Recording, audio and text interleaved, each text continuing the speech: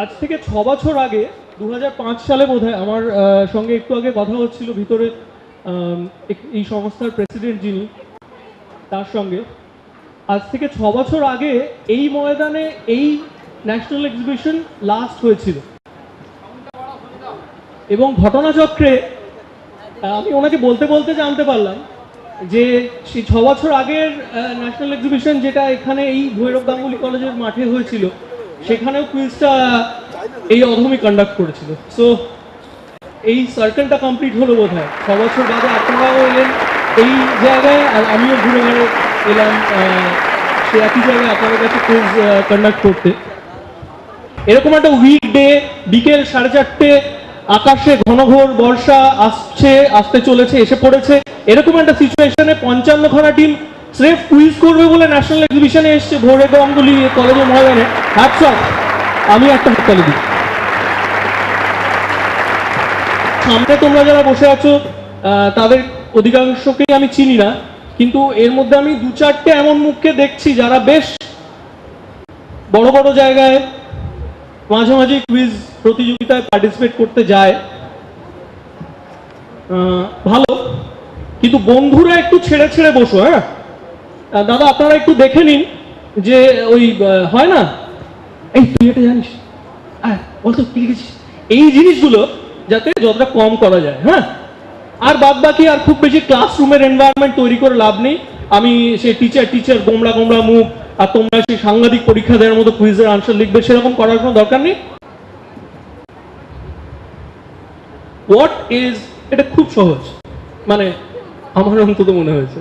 What is the full form of ATM as in banking terminology? ATM এ যাই না আমরা টাকা তুলতে, মানে আমরা অনেকেই যাই, সেই এটিএম এর ফুল ফর্মটা কি?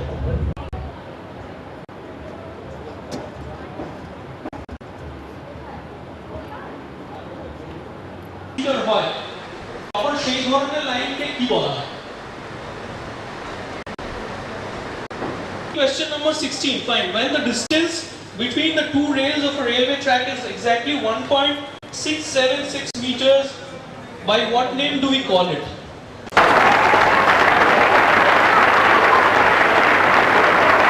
What is hoof position symbolism in an equestrian statue?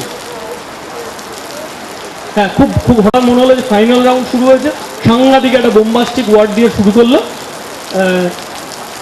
What is hoof, HOOF, hoof position symbolism in an equestrian statue? পরিষ্কার বোঝা গেছে? ঘোড়সাওয়ার মূর্তি, এবার বাংলায় বলছি, ঘোড়সাওয়ার মূর্তির ক্ষেত্রে হুফ পজিশন সিম্বলিজম কি, বা ঘোড়ার পায়ের অবস্থানগত সিম্বলিজমটা কি, আমাকে পরিষ্কার গুছিয়ে বলতে হবে, বাড়তি কোনো কথা নয়, অ্যাকিউরেট বললেই point. Absolutely on the dot. What a start to the final phase. Fantastic.